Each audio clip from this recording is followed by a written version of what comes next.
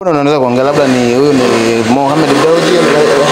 Sasa ni heshima klabu ya Simba ametoa ahadi ya milioni 500 ikitokea tu labda Simba Sports Club na ikafuzu hatua hii ya nusu finali kuelekea finali, na ni kiasi cha pesa ambacho kimekuwa ni kikubwa kwa upande wa Simba, na ni moja kati ya of course mechi muhimu sana leo dhidi ya Stellenbosch ya pale South Africa. Lakini kutokana na morali na motisha ambazo amekuwa akizitoa Mohamed Dewji, basi hii leo ametangaza rasmi kupitia